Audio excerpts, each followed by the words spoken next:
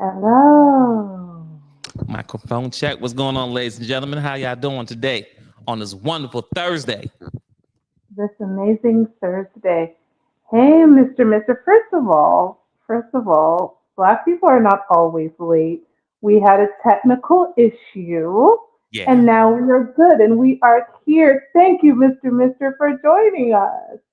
Um, Before we get into the show, I have to do a mental health check for my co-host and for all of you amazing people that watch that live on the other side of the border. Because as you all know, I am Canadian and I live on my side. We are accepting applications if you guys want to come. But how is everyone feeling about the election results? I'm okay personally. You know what I'm saying? It doesn't matter who won personally, but there's a lot of people that's not okay. They're not There okay are a over lot here. of They all of people. a sudden now they feel like their life's in danger. They feel like they can't eat, they can't sleep. Now they got to walk around scared. Like, so what were you doing the last 16, 18 years? But you know what? I digress. Mr. says IDGAF. Everybody, you can figure out what that means. I'm not going to say it. We're too early in the show. I've definitely, heard some mixed things. I wrote a bit of a think piece on it, and I'm actually going to read it. I'm gonna read the think piece that I put on LinkedIn because despite me being on this side of the border, I need everyone to understand that what happens on the American side absolutely affects what happens on the Canadian side of the border. We are actually your closest ally. And there's an article that was written about how the election results actually impact Canada. However, I wrote this think piece on LinkedIn and I'm going to read it to everyone. So here we go. As a Canadian who supported Kamala Harris, I was inspired by her vision for a more inclusive and progressive America. But watching the election unfold, I understand why so many Americans chose a different direction. For many, Trump's message spoke to concerns about security, economic stability, and a respect for deeply held religious and traditional values, concerns that were not always addressed in the more liberal policies of the current administration. It seems that while progressive ideas have a necessary place in advancing society, there's also a need to recognize and respect the foundations that many Americans still prioritize. Faith, family values, and economic security resonate deeply across the country, and when people feel those are at risk, it often impacts how they vote.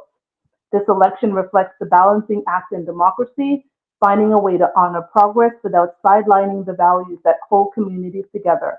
While I believe in Kamala's vision, I also understand that a leader needs to meet people where they are, blending hope for change with an appreciation for what is already valued.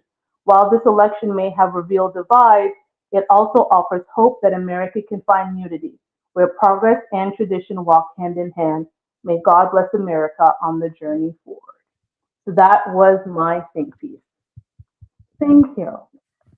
I never thought she was going to win. Um, Never thought she was going to win. I never thought she was the right candidate for the job. And I also think that their message fell short of what the issues were that real Americans were tackling. And despite what we may think of Donald Trump, he is a businessman at the end of the day, and he's actually a marketing expert. And he marketed the hell out of that campaign to the point when you see how people voted, everybody voted for Donald Trump. Now, granted, I think the numbers were 90% black women, and I think it was like 82% of black men voted Democratic, but making up only 12% of the population, they could not depend on just the black vote. They needed to reach other people. And again, talking about Donald Trump and how bad he is for America doesn't do well when there is inflation, crime is on the rise. again, economic instability. There's wars all around. Your government supporting wars. There's all of these different things that are happening. And I think the message for them fell short. And interestingly enough, I had a healthy debate, I'll call it, with my significant other. And he was saying, because he's a 50-year-old black man, he says, I'm sorry, I don't understand why she thought bringing Meg Thee Stallion and Glorilla or whomever else she brought on the stage was somehow going to get people's votes, right? Like, those are not the black women that we want representing. And that's what it was. And I get that. And that's why I talked about those traditional values are thing. And I understand we're also playing gender politics and all of those things. But when you start thinking about the modern day American, Christianity runs deep in a lot of people's veins, right? And when you start taking some of those very liberal approaches, you're going to lose people who like the way that traditional values have been held in America. And it's not about making America great again. That's not what it is, but it's understanding where America is and helping us move forward. And I just think that message wasn't delivered. And so I'm not surprised she lost. I am surprised she lost by the margin she did. And I am surprised she lost the popular vote. She got mollywopped. Like, mollywopped. Yeah, it was bad. It was bad. That's all. So I hope the Democratic Party takes a moment to reflect and not play the blame game. I hope Trump, like real Trump supporters, because there's the people who voted for Trump and there's the diehard Trump supporters. I hope that there isn't um, any kind of repercussions. I did see on the news today that, there were rumors going around that some white supremacy groups were saying that they're going to go around and, harm black people every day up until, he is sworn into office. And I pray that that is not the case. So for all of you, my followers, I ask you to be safe and be careful out there in the streets. And once again, Canada, we are here. Come on over. Take your application. Dang. Trying to get my dual citizenship. I understand. So, Morse Monroe saying she's not worth the discussion. Back to regular program. We're getting there. This is Toshiba just caring about my people, despite nobody ever asking me what's going on over here in Canada. I do care about, because most of my audience is from America. So what's going on over there in Canada? We need to boot out our prime minister, but that's another story for another day. Our election as Jamaicans will soon come. So thank you, everyone. We do have a lot to discuss, but before I actually go into all of that, because we took a little break, I need to ask Twins how his weekend was. My weekend. And weekend into week. Gosh, it's already a Thursday, bloody hell. So the week is good. No complaints. You know what I'm saying? I'm good. I'm in a good place right now. I'm in a really good place right now, I'll say. I love that. I love to hear that. I feel the same way. I'm in a good place. My weekend was good. My week has been good. I had a really good few days. We had an event at work, actually during your election, to actually take people's mind off the election. It was a good event. Just all in all, like you said, things are settled. Things are good. My birthday is in 2 weeks, a little less than 2 weeks. My birthday is on the 19th, Team Scorpio. So I will be out in these streets. My man is flying in. So hey, salute to your man. Salute to your man. Hold down, my man is flying in. So I will definitely be having a good time. Anywho, on to the topic. You know what, Mister? I'm gonna pin your message up here. Negro, did you just say Canada is a real place? Ha ha ha! Smiling, laughing face emoji. Yes. Canada is a real place. You should check it out. Come on down. I'm just saying. Remember this when you need shelter. Because I still got you though. But remember when you need shelter. I got space. Anywho, this is a heavy topic. And it's a topic that there might be some disagreement. We all remember this is a place for respectful and healthy discourse.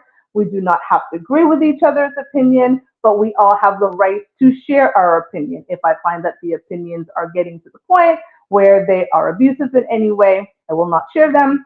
But this is a topic I wanted to discuss.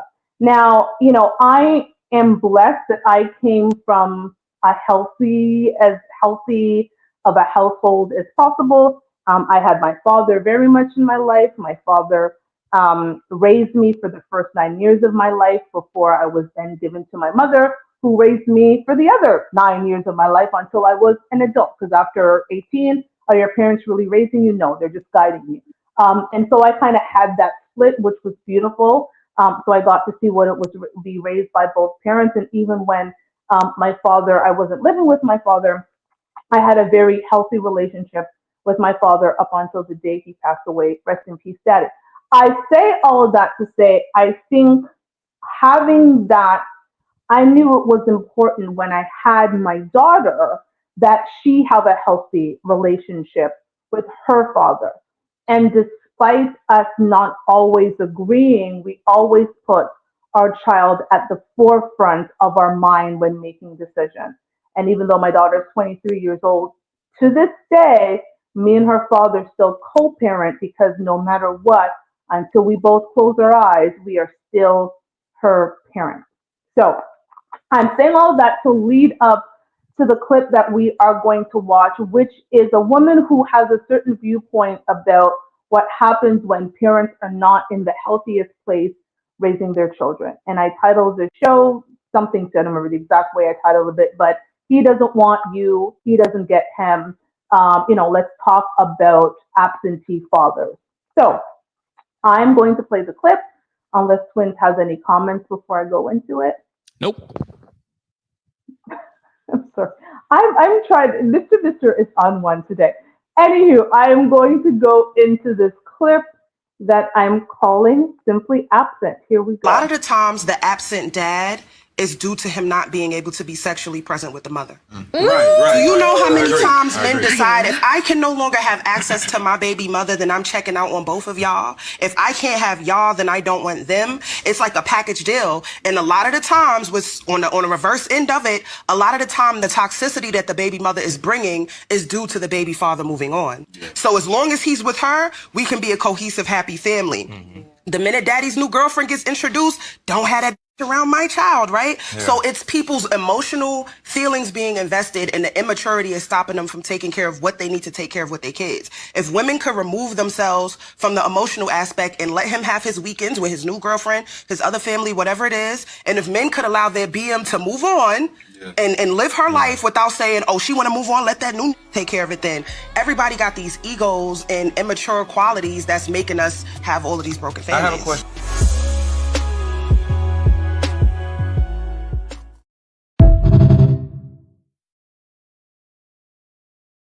They really put that in your face.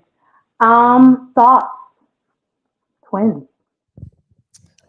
So yeah, that statement that they said, I've seen it happen.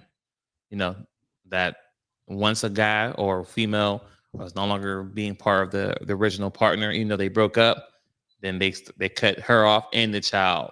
So I've seen that firsthand. Nothing I've done personally, but I've seen it.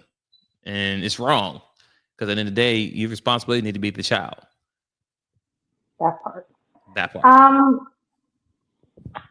Here is my perspective on this. I often find that people are focused more on the problem and not the reason this is happening and what the solution is, right? So this is now the problem. We've broken up. We have to co-parent, and he's not happy she moved on. At least that's what women have told themselves.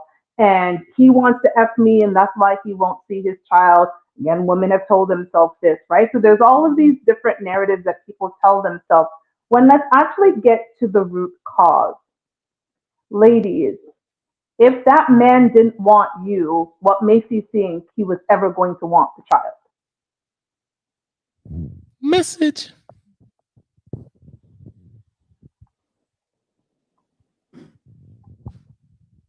And that's the only question I have. If that, and apparently there are men who trap women into having babies. How, I don't know, but apparently that does happen. And I would say the same thing to men, but a lot of the times it's the women, and I respect that she said it on both sides. I respect that she acknowledged that there are women who use their children as leverage, right, to get that man back, because that's what it is. I don't want you to move on, because if you move on, you're actually moving on from me. Often men don't move on from their children, they move on from the relationship with you, with the mother.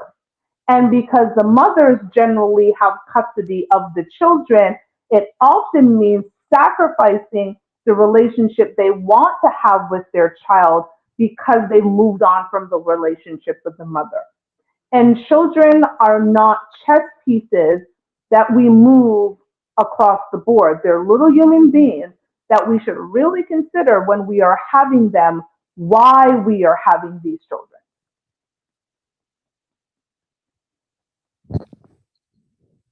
Makes sense. So I think, I hear these conversations and I'm like, let's have a real conversation. I'm gonna talk to you ladies. So you're dating a man, okay? This man isn't talking about the future with you. You guys are cool. You're kicking it. It's fun. You've been, dating each other for a little bit. You get to the point where maybe you were never wearing condoms, but at this point, you're no longer wearing condoms, right? And Mr. said earlier, he's a skeeting in your patty woo-ha, okay? So and you are not protecting your womb. So you are not on birth control, because if he's not wearing a condom, clearly it's just firing shots and your little eggs as his little man swims to find one. You're not on birth control. You're not on doing anything. You have decided that you like him. You guys are kicking it. This is great. You wind up pregnant. You have the baby. Babies have never made relationships better. Let me just make it clear. I think twins and I can both say we love our children immensely. I love my child immensely. She is a blessing to me. However, babies don't fix a relationship, and they certainly don't make a relationship. Babies actually make relationships more complicated, because now you're dividing your time between your job, your relationship, your other priorities, and now this baby. And this baby takes a lot of time. So it takes time now away from you guys even really getting to know each other in a way that you should have been before you have this baby. So that relationship is doomed to fail. I was in one of those.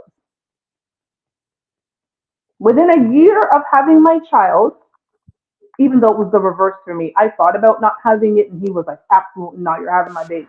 So anyway, but I digress. Within a year of having that baby, the relationship was gone. There was so much focus on me being a mother. I didn't have time to focus on his needs. I had to focus on the needs of this little human being. That man had never talked to me about a future. He wasn't talking about changing my last name. And clearly, I wasn't protecting my womb, and he wasn't protecting his seed. So this idea that we were going to go off and live happily ever after was never presented at all. And now we have this little human being that forces us to be together forever. And we wonder why we have to have these conversations.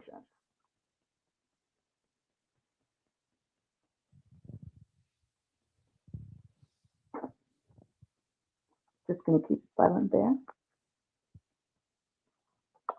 Mr. had a comment here. Women don't like to see men happy without them. Twins. Thoughts on that comment? Oh, that's a fact. Why do you say that? I think we had this conversation a while ago on the previous episode, and we was talking about like hobbies and stuff, like video games. So a woman will have a problem with a guy coming home and playing this game where he's enjoying himself, XYZ. He's home. He's not running the street. He ain't the bar. He ain't talking to other women. He on the phone, on the chat with his bros playing the game and having a good old time.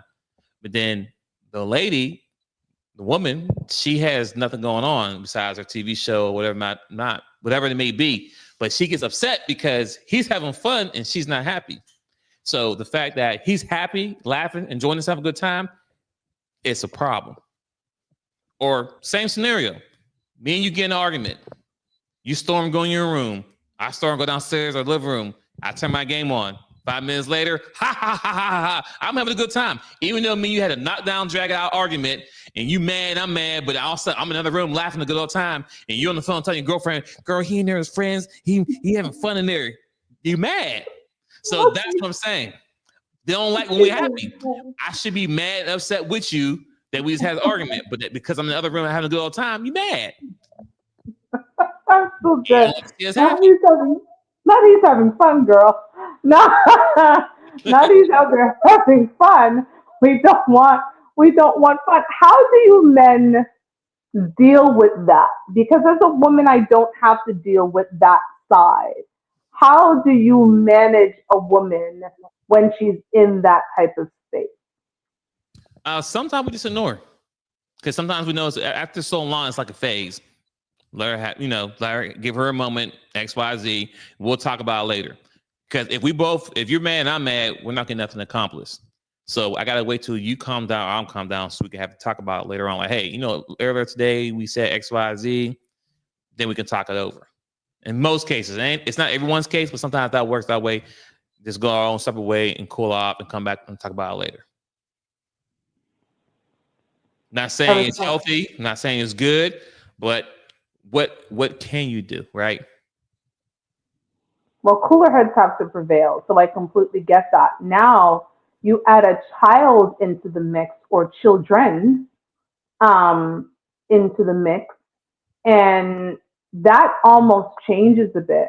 Like for me, when you make that critical decision to be a parent, right? There is a level of maturity that comes with being a parent. You are choosing to bring another person into the world that you are now responsible for. Like this has been my greatest responsibility, is ushering my daughter into the world and ensuring that she is the most productive and amazing human being that she can be. My job as her mother was to make her better than me, right? Whatever it is that I had done, you need to be better than me. So one of the things I will say to her, mommy had a baby out of wedlock, and as much as I love you, you are not going to do that. This is not how it's going to be. This is the way it should be. Mommy did it the wrong way, you're going to do it the right way. Like mommy didn't go in this path, you follow your passions. I do all of the things. Whatever it is, you're supposed to be exponentially better than I am. And those are the things that I want people to think about when they're in these situations where they're using their children as a scapegoat or a pawn in some game. Is this going to help your child to be better than you? Is this going to help your child be a productive member of society? Twins. No. I mean, no. Because once again, you're using the child as a weapon, right? So at the end of the day, the child's not really benefit of the situation. They're just being used in the pawn, whatever the disagreement is, may be. So, for example, let's say you're using the kids just so you can get more money for child support, even though when you get the money, the kids don't see that money. You know what I'm saying? So how they're benefit from that, because they're not benefit of you getting additional money. They only benefit because I have them, so I get it. I'm entitled to get the money because I have the kids. If that makes sense, what I'm saying. No, it makes sense. You know what I actually don't understand? And ladies, if any of you in the chat that have experienced this, who know women have gone through this is what I've never understood. Your child's father, I hate that term, baby father and baby mama. So your child's father doesn't do anything for the child. At least that's the narrative that's out there. He don't do anything for my child, but he comes around and he can still get the draws.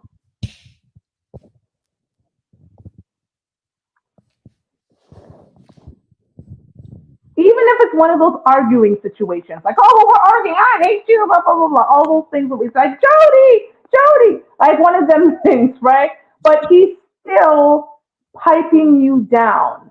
Why? Because if I put myself in as a man, if you're gonna give it to me, I'm gonna take it. Facts. I'm like, no, I haven't given you money in the last 2 years, so no, I'm not gonna take your vagina, your patty woo-ha. Okay, I'm not gonna take your patty woo-ha. Please, they like get it away from me. Ew, like no man's gonna do that. So again, we're as women, we have to understand that, and I want to go back to what I said many shows ago. Women are the moral fabric of society. We always have been. We've been the moral fabric of society. We determine morality. And when morality is lost, it's because as women, we have loosened our grip on what is moral and immoral. When something happens, you think about it, when something happens to your grandmother and your grandfather, who would often be like, twins, don't say that, don't say that. It's your grandma. Your grandpa might be like, have a good laugh. Leave the boy alone, Edna, or whatever, right? Your grandmother's famous, right? But your grandmother is the one who's saying, don't do that. Your mom is the one that says that. You might have a situation where it's your ex-wife who's the one saying that, your wife at the time when you're married saying that, because we hold the moral fabric of society. So when there's something wrong with the moral fabric of society, as women, we need to stop and go, what happened here?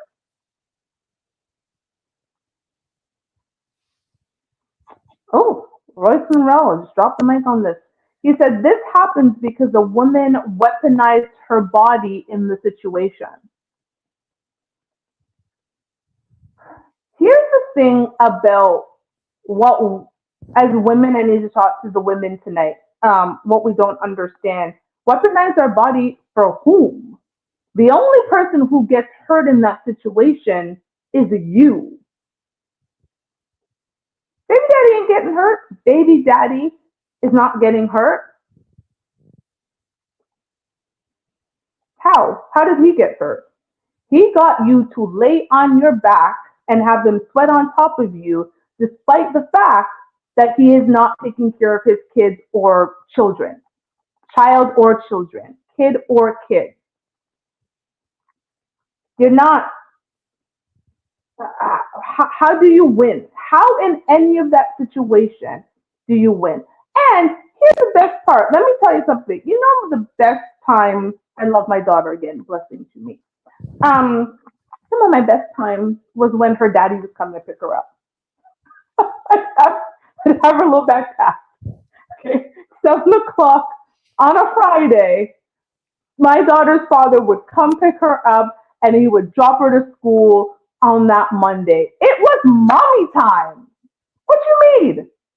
Bye? I love you so much. But I say, mama. But to not hear, mommy, I need, but mommy don't want to play. Mommy, look. Mom, and look at what? When they're like, mommy, look, and they're just do something, you're like, oh my God, that's what I looked for. That was not magical. So all those things, I'm like, thank you, please go. So this idea that you're actually using your child against the father and weaponizing the child, what happens is you end up losing out because you're upset and you're miserable because you could have had your free weekend. You could have still had your girls' trip. You could have still had a good dating life, but you're like, no, I'm mad. I'm mad. And so therefore, he can't see little Billy. How's that working out for you?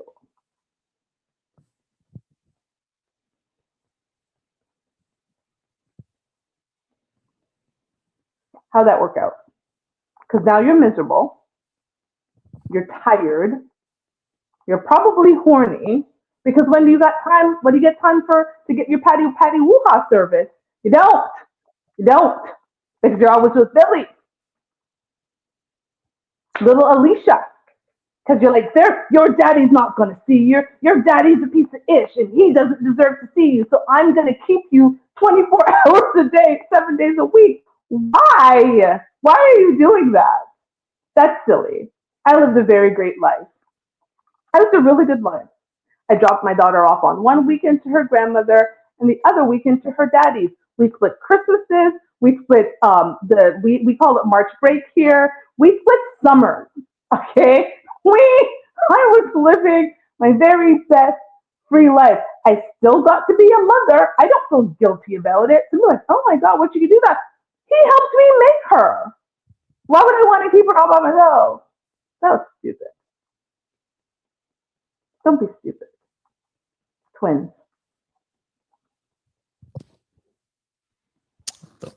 Don't want anything. Oh, so Royce Monroe says the woman was using her body before the child was born. She used her body for gifts, trips, etc. Now the child becomes the pawn. Can't argue that statement.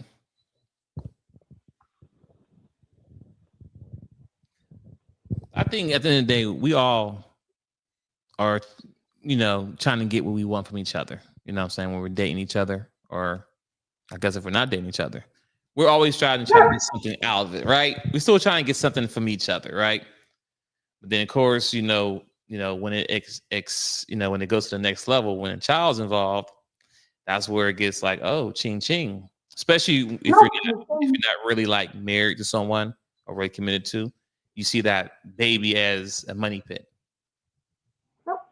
Okay, Mr. I got you. Mr. has a comment. So I'm actually going to go to the men. So Mr. is saying, why do we pretend women operate on logic? I will give you that. I'm not going to argue that point. I'm not going to say anything about it. There are a lot of people, a lot of men who feel the same way that you do. Let's talk about you logical men. Okay. I'm going to talk about Jopper. Let's talk about the men. Let's talk about this. Okay. Couple of different scenarios. Scenario number one, you meet a single woman, no kids. Amazing woman, great woman, but you don't see a future with the woman. You know she's great for now, but when it comes to what your wife looks like, she's just not it. But you guys are having fun. And during that having fun, you're clearly having relations, right? In her patty woo-ha.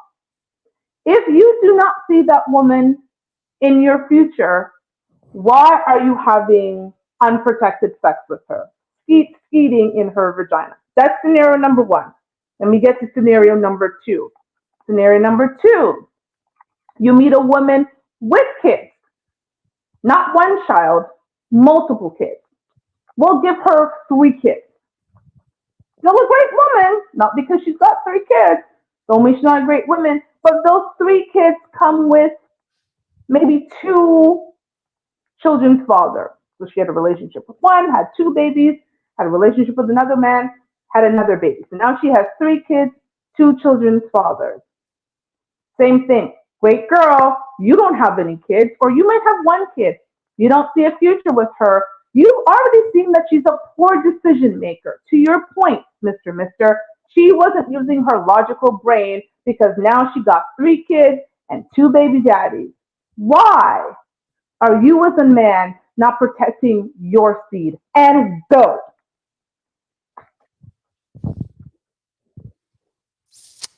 I couldn't answer the question of why they're not protecting the seed, but I can speak on why they doing it, right? Having sex with these women in XYZ and shooting the club up because y'all allow it.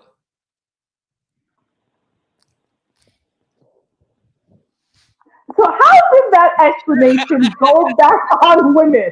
Yes, we are 1,000% responsible for protecting our womb, right? I always say my daughter is an only child on purpose. Right. Like on purpose. I purposely only had 1 child.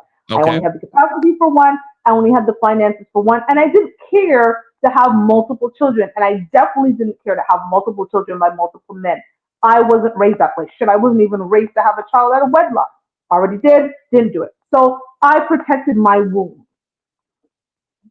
Getting back off of women, it is a man's responsibility to protect his seed. So if you are dating a woman who you do not see a future with, why would you not do everything in your power to protect your seed?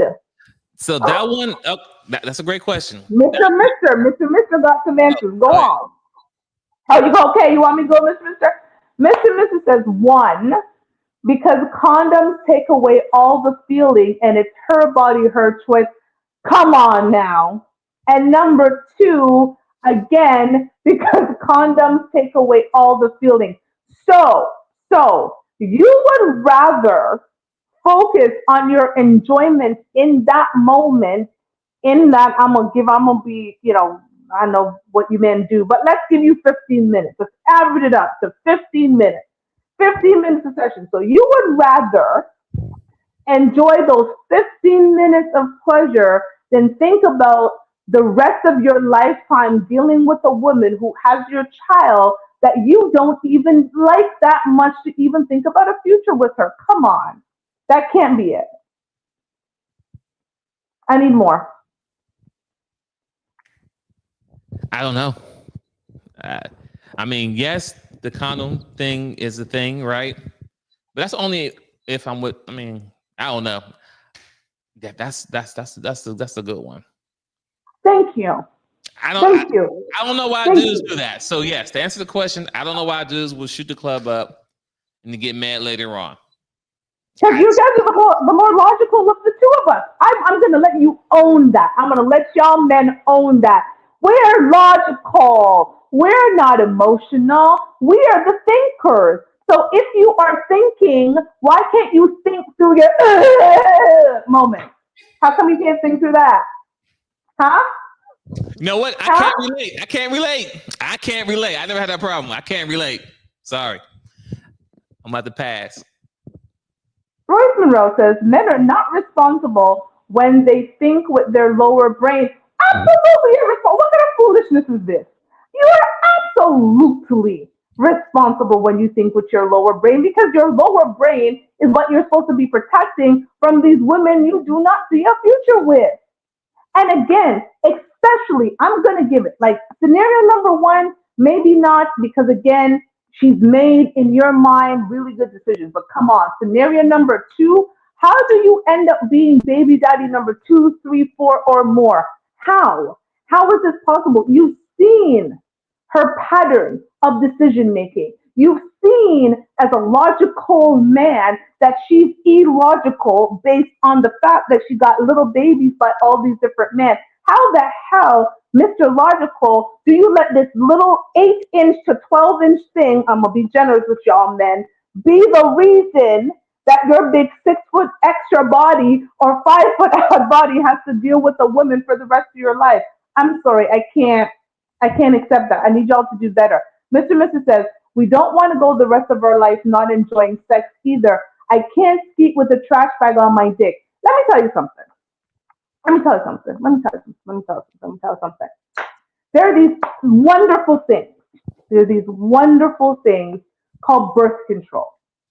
And let's have an adult conversation because again, this is for the grown folks. If you are going to trust a woman enough to put your raw, uncondom, I don't even know if that's a real word, uncondom penis in her, you should be mature enough to say, hey, are you on birth control? What form of birth control are you on? If you are not on birth control, are you willing to go on birth control so that we can have this enjoyable sex that you want to have? Okay, if you do not go on birth control because, women, oh, my body and its temple and all the same women who get just raw pee in their vagina care about the temple, but I digress. Are you open to taking a plan B? How about the rhythm method? You tell me we can't have these conversations? You guys are logical, aren't you? I don't know. You're on one tonight. I got no answer for you because I can't relate. I made sure I was that dude who took care of my seed. I wasn't shooting up the club and just run up at any type of woman. I was more afraid of an STD than a baby. I was. So I protected my stuff all the time, So I literally can't relate. If Mr. You can quote the facts and figures to me. I get it. Mr. is saying the majority of men don't have children. In my own life, I can say that I know a lot of men, including the men that I'm sharing my life with, who has no children, right? Made the decision, no children. Completely get that. But the reality is, we still need to talk about the ones that do. Because no matter how we take it, we as a society become responsible for a lot of those children. So let's acknowledge the problem, but I want to talk about a solution. Because at the end of the day, we both live in countries with a social system that allows single mothers to go on welfare or social assistance or whatever we call it in our respective countries. And us as the taxpayers become responsible for helping them raise their children. And so for me, it's like, let's talk about the real issues here.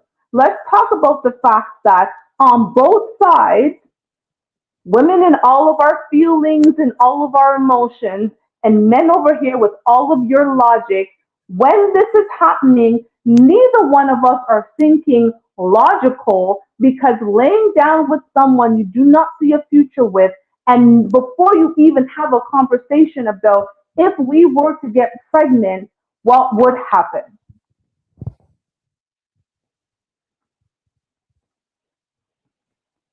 You should not be having the conversation about what should happen when homegirl says, you know what, I got to talk to you. I'm pregnant. That's too late. That's way too late. I mean, we can sprinkle in the ones that are supposed to be on birth control and decide either miss it or forgot to take it, it's not on it. There's a few of those who intentionally get pregnant, but still, if the guy was still protecting himself, he would either wear a hat or something to prevent it from happening. So, yeah, you get this one. You get this one. I'm sorry, you just get this one. Thank you. Let me take my crown. And Mr. always kills me because I don't know. He's saying that there are women chastising him for not taking care of kids when he doesn't even have kids. So I don't know where you're going, Mr. where women are telling you take care of kids that you don't have. But every time you say that, I find that hilarious. But, listen, I'm going to say as women, let me go back. We are the moral fabric of society. So it is absolutely our responsibility to ensure that there are not unwelcomed babies that are in the world. Okay, there are some of us here watching, some of us who will watch the replay. We were unwelcome babies. Our parents didn't really want us. Our mothers had us because they got pregnant. They didn't really want us. They had us, right? And unfortunately, our lives have been reflective because we weren't born out of love. We were born out of the fact that somebody got pregnant and there was you, oops, and now you have a baby. And we are too far in 2024 with all of the advancements in medicine and all of the things that we now know that this should be repeating, especially in our culture. What the other cultures want to do, not the problem. That's their issues to fix. But when it comes to black people, what the show is for, what the hell is going on? What is the solution to these issues? Because we are so focused on the absentee father or the poor single mother who now has to raise these kids or the infighting that happens. We get that. It's happening. It's been happening for decades. What is the solution?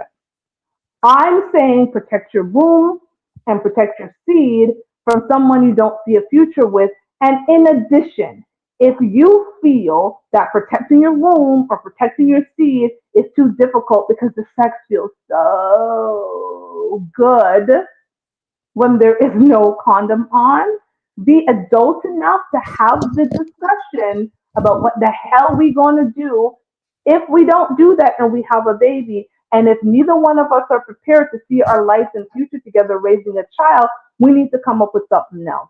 There are 65 million forms of birth control. There's the rhythm method. There's the plan B. And there's all of these different options before pregnancy happens. I understand with your new election, many of your states, you probably won't be able to get the A word. Don't think I can even say the A word these days. But the A word, And I stop thinking about what happens after she ends up pregnant.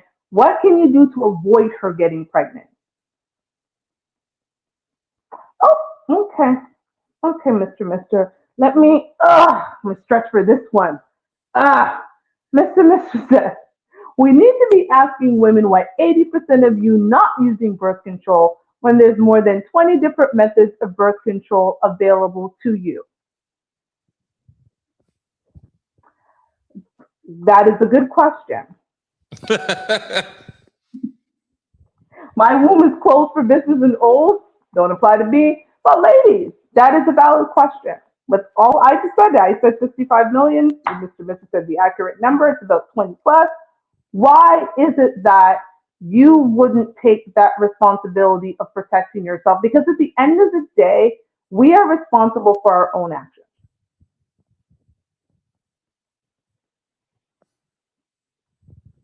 He can be mad at her. She can be mad at him, but they were both responsible for their own choices. He made a choice to go into a woman's patty woo-ha without protection, and she made a choice to allow him without some form of birth control or some sort of plan. In the event, oops, happened. And realistically, in 2024, there should be no oops because we're so well informed. In the 80s, in the 70s, in the 60s and 50s, yes. I will even give it up to the early 90s. But in the 2000s, with the advancements that we have, there should be no this. And if we actually had these, like, I'm going to stop for a second. People will talk about everything but sex when they're having sex.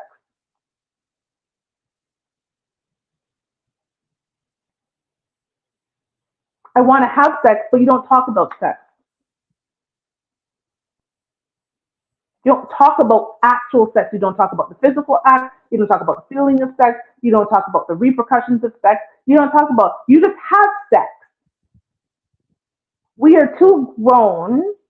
And for us grown people who are not in a position to get pregnant, we should be talking to the next generation of young women about what they need to do. And men, you should be talking to the next generation of young men about what they need to do. Forget telling them what they shouldn't do. Those conversations are lost upon them. Don't do this, don't do that. We know they're going to do it. So when you are doing it, here's some things you should do to protect yourself. Here's some things you should be thinking of when you're having sex. Here, like, I could tell my daughter, you know what, wait until you're married and, you know, fine. I can tell her it all. And it sounds great. But I have a 23-year-old child. She's going to get down with the get down. So here's what you need to be prepared for.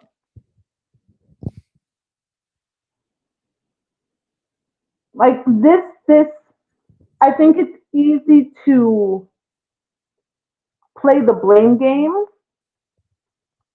And I think it's more, let's play the accountability game on both sides. I sound like Donald Trump when he says on both sides. On both sides, sorry. But, right, let's play the accountability. As much as I know, gentlemen in the chat, I've heard it on other, places. Women don't take accountability. I said it myself. Accountability isn't sexy, and that's why we don't take accountability. But at the end of the day, accountability is on both sides. So how, as the older generation, because that's what we are now, ladies and gentlemen, we are in our 40s, most of us here, and some of us are in our 50s watching. So how do us, the older generation, usher in a new generation where we will elevate ourselves from these conversations?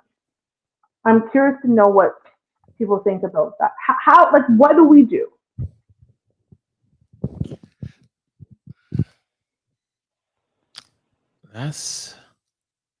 I think it will have to start with the families, like the mom and dad at home. So it goes back because mom and dad got to be together, right? Mom and dad there, exactly. So you can't start there because if people just sleeping with each other randomly, shooting the club up, and then all of a sudden people get pregnant and separate. That's not going to work. So, I mean, it really comes down to protecting the womb and protecting the seed. I think more emphasis needs to be put on, about giving life or making life. Like, you shouldn't be having kids with anybody. So I guess maybe start with the kids at a young age about protective and safe sex and stuff like that. And as they get older, go into the other stuff about it. I don't know. That's a hard one. It's really hard to control that because we're naturally want each other. Like we're designed to want each other, man and woman. That's our human makeup. So we're always going to want each other. But where are they getting the education from as far as how and when and things to worry about? There's no. I can't think anywhere. The churches ain't teaching that. The schools ain't teaching that. You learn about it on your own free will. And about the time you make the decision, it's kind of like the wrong decision you make because your life has changed now. If you're 16, well, there goes your senior prom. There goes you homecoming, like things you can't do because you got to be a mom now. Instead of being in your late 20s or even 30s to be a mom, you got to be a mom now. So I don't know. That's a hard question. I don't know how we as a whole can prevent that from going on. Just really can't. You know what my biggest thing is, and I agree with you, and thank you for that insight. And I think you are so right. There's so many homes that there is not a mom or dad, right? Mom and dad, because again, just because you grow up in a two-parent home doesn't mean, let me be clear, does not mean that you're going to come out and be an amazing, beautiful, wonderful human being. That is not the reality. But people can still have healthy co-parenting relationships where there's a mom influence and a dad influence, and how mom and dad raise their children is completely different. Trust me, I've experienced with my own child. Some of the things her dad, I'm like, oh my God, I would never, but he's a dad and I'm a mom. And I think the key is we've got to bring community back, because at the end of the day, my daughter is surrounded by a community. She is surrounded by aunts and uncles, even though some of them don't share her blood, that if she is having a difficult time with mom and she can't go to dad, she's got that community that she can go to. She's got a godfather, she's got a godmother, she's got biological aunts, she's got non-biological aunts. Like we've made sure to build a community around her. So there were still people that she could go to even if we weren't there. And she had different male role models in her life and different female role models in her life. So she got a really wholesome picture of male and females and in the relationships. Go ahead, Swin. Only thing I was going to add to that is that the girls should be seeing other women, as far as the conversation and things like that. And the men should see, the little boys should see men, right? Absolutely. Yeah, that's just, it's a tricky one. This is a tough debate one. Not debate, but it's tough trying to come to a resolution or a good resolution for this one. Because, I mean, just think about when we was kids. When you hit puberty, you know what I'm saying? You wanted to do it. And you didn't know, you thought you know what to do. You was told, oh, the girl's on top. She can't get pregnant. Like that's the stuff that we talked about as kids. You know what I'm saying? Which is, of course, wrong. The girl get pregnant even if she's on top. But anyway, the point I'm trying to make is that, regardless of who's in our ears, your friends is going to be your first person you talk to is going to be in your ear telling you bad advice or wrong advice. So I think we have to just get ahead of it as parents. Before they even get to puberty, we got to have had the talk about, it don't got to be in detail, but small talk. And as they get older, you give them more information. And then, as they get older, okay, here's why I really don't want you to have sex, because here's the possibilities. And then you outline, everything afterwards. If you become a mother at a young age and XYZ, I mean, of course, on top of STDs, you can get that to get the kid, but explaining all those things. And then so hopefully when the daughter gets to a certain age or point, she understands that, hey, I need to put an emphasis on protecting this womb. Young men, if you want to be able to go to college and do certain things, you got to protect your seed. You know, you don't want to have a child with any woman because then you have to pay child support. You can't do this, you can't do that. I mean, of course, in high school, young boys get away with a lot more because it's like the community is forced to be a community at that time frame, right? Yeah. So I don't know, just young education. I mean, main thing, you know, what I can do, you know, even though I have a split household, I see my kids all the time, and mainly is I have this conversation with my kids every time I talk to them, especially my daughter now because you know she got a little friend now, so you know, yeah. A little friend. You know what I mean? You know, cousin Dot. She ain't an aunt, it's cousin Dot. Oh, my little friend. Okay. Mr. says, sorry, Royce Monroe says, I was actually reading what Mr. was saying about Royce Monroe, because that's what I have up, says, that is a rare situation. Not many people are coming from healthy environments inside the household now. Compound that with becoming an adult without that type of nurturing. You know what's so you know what's so interesting? I know that's the narrative, but is that really true? Because again, I've said this on a previous show. All of my friends grew up in two-parent homes, and if I think about the closest six people to me, only one of those sets of people's parents are divorced. If anything, they're either still married or unfortunately one of the parents died so that they're widowed. But they were raised into adulthood with parents.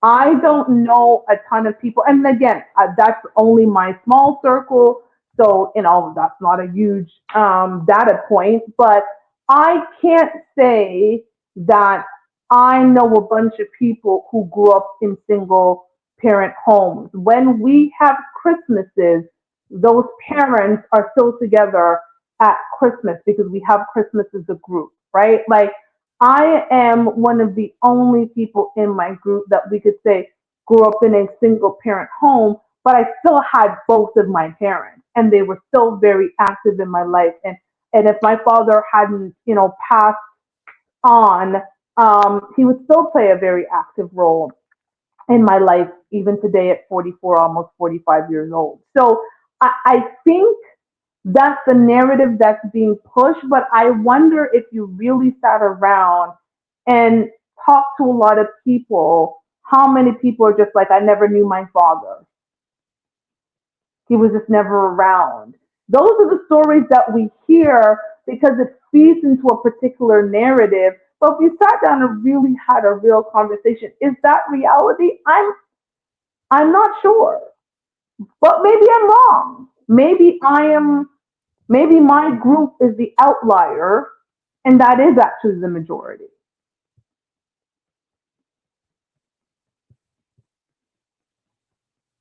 And if that is the majority, then we have to do something about it.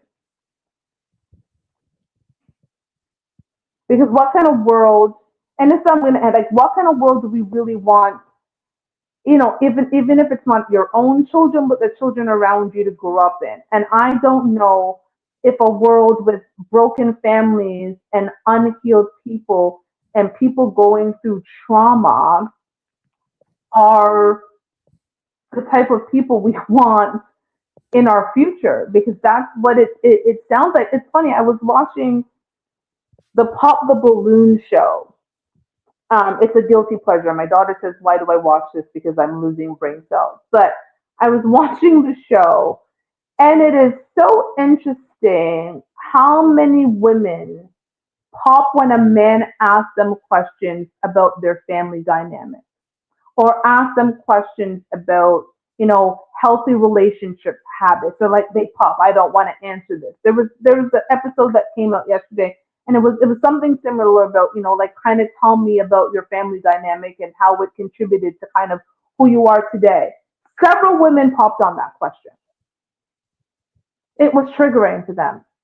These women, it was the aunties and uncles version. These women were in their 40s, and one woman was 52 years old. Yeah, on the Pop the Balloon show at 52. If I'm ever 52 and popping no damn balloon, like just cart me off to the retirement home and buy me a cat, okay? Like She what are was we talking about? she was popping a balloon because she was popping something else, and then it got all worn out. Good night. I am deceased. I'm gonna leave that lady alone. But but the fact of the matter was like we really need to start thinking about how to do better. We see what the problem is. I needed to start talking about the solution because going on talk shows in front of the others and constantly talking about the dysfunctional black family.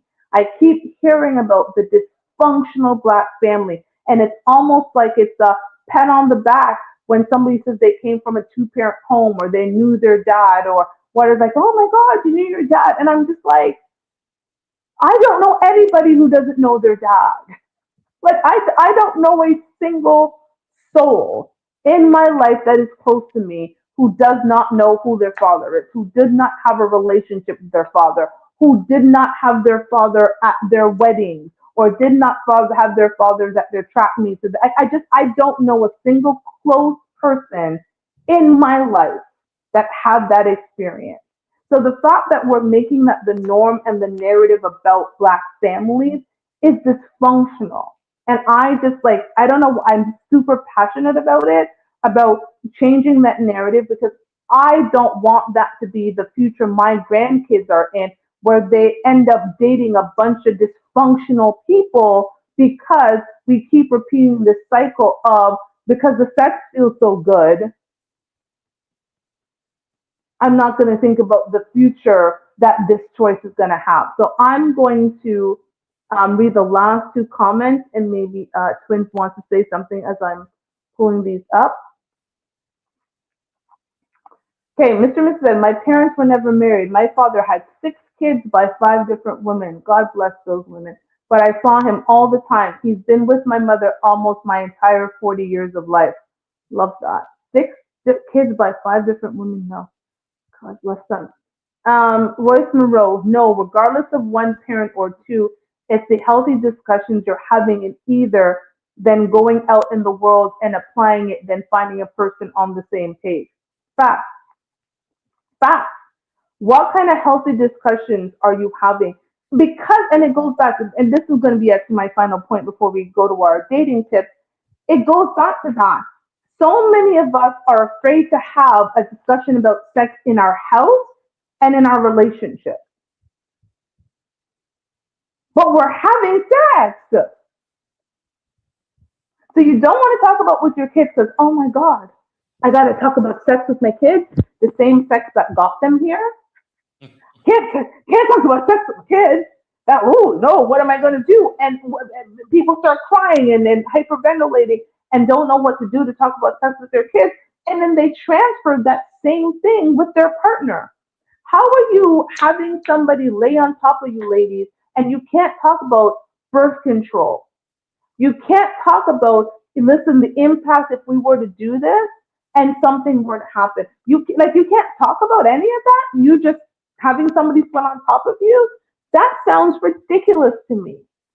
You need to be having the conversation before that man's raw peen ever enters your patty woo-ha. Sir, you need to be having that conversation before your raw peen enters her patty woo-ha. I like you. I want to see where this goes. I don't really know if we have a future, but while we're here together, I want to have sex. I'd like to have it without a condom because it feels better for me. Are you on birth control? Are you okay with going on birth control? If you're not okay with birth control, how do you feel about the plan B? And if her answers are no to all of those, maybe you need to go find somebody else. Because all you're going to do is end up with, and it's not 18 years of headache. These children bind you together forever. It's forever. I am binded with my daughter's father until one of us again passes this earth. We are together. He is the most consistent man in my life for the past 23 years because we share a child. It is forever. You don't end that relationship when they turn 13. So you really need to start thinking about as you look beside that person who you just beat down. Ugh, do I want a daughter like her? Hmm. Would I want a son like him?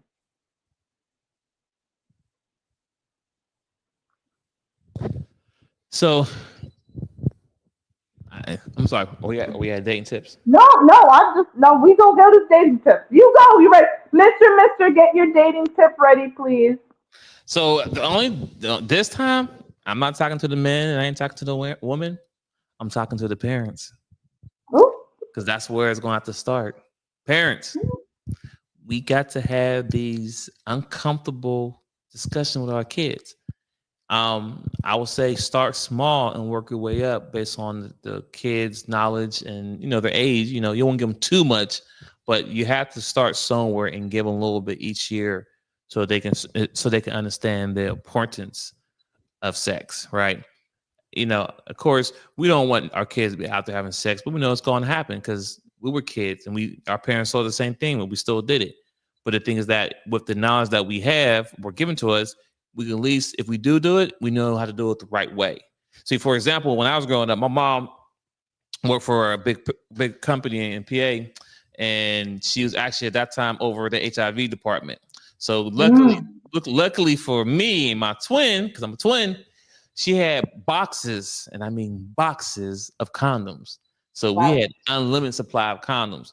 So and she said use them. I don't care because she rather us use them than not use them because she see a bunch of young kids our age or beautiful women are HIV positive. So the point I'm trying to say is that she educates me and my brother as much as she can because we two boys, 16. You know how that goes, and just try to help us understand that if you're gonna do it right. I don't want you to do it. Take these condoms and you better use them. So that's the dating tip I have for the parent dating tip, whatever you want to call it. Parent, you're on the spot. I love that. I love that. My dating tip would be accountability starts with you. You are the person who's accountable for your actions and every decision and choice you've made. Nobody has forced you to make that decision. So if you make a decision and it doesn't end up in the result that you wanted, you actually only have yourself to blame. So let's start taking self accountability when we are on the dating market and making decisions as grown as people.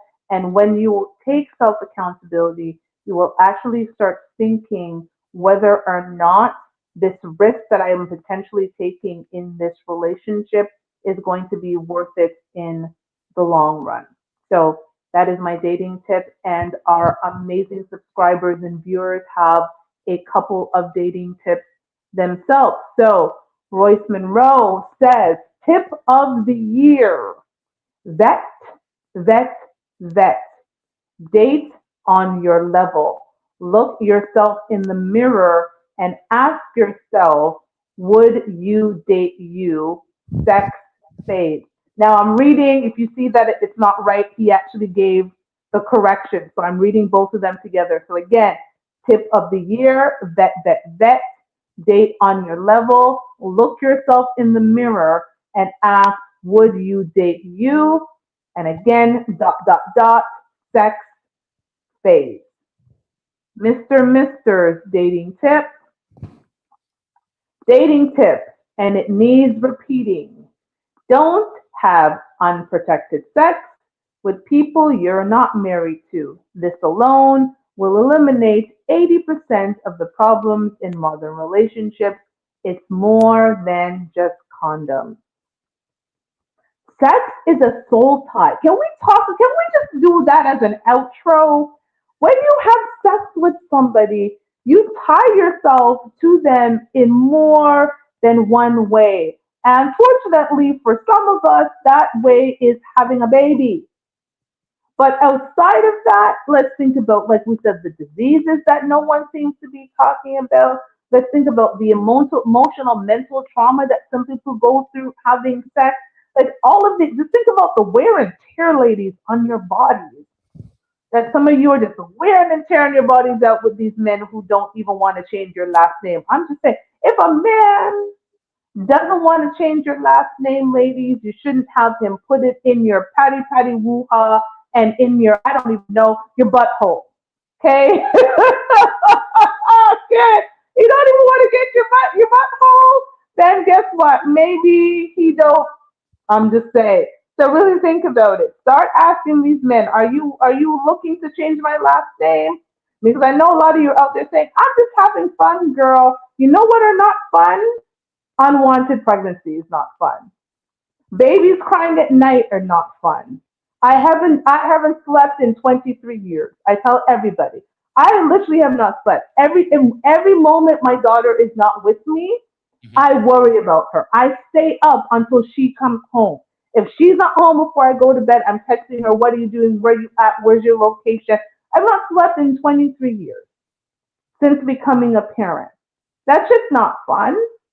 You lose your very sense of who you are when you become a parent, and how you ladies are doing it two, three, four, five, six, 7 times for all these different men who never wanted babies. They came for sex. Ladies, please stop having men come for sex and leaving with families.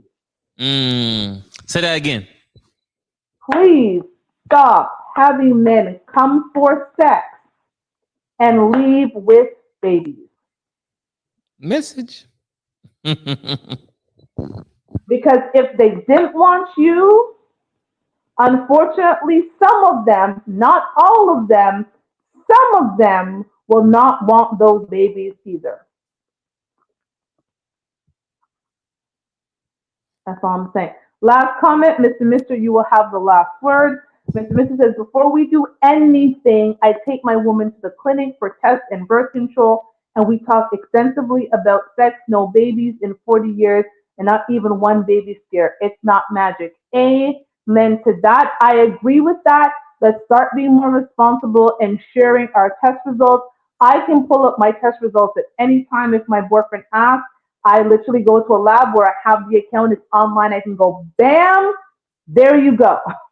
And he can see it on my phone right there with the lab and all of those things. Like, let's start having real conversations about that and not be afraid to say, when's the last time when you went to the doctor? When's the last time you got tested? What are your health results? What does your health look like? Like, let's have those conversations, because sometimes babies will be the least of our problems.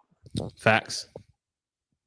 So that is all we have tonight. We thank everybody for joining us. Remember, before you leave, like this show. Like. The more likes we do, the better for us. Also, subscribe if you haven't subscribed, and hit that notification bell that you will be notified every time we have a show. And if you think that Twins and I would be great in your city, let us know. You never know. One day we might have a little tour, and we will have some of our amazing subscribers and our amazing viewers as part of that conversation. So let us know what city you're in, if you're interested in us ever coming out and doing a live show in the city, because one day soon, maybe in 2025, we might be in a city near you. So thank you. Good night. Sayonara. We're out.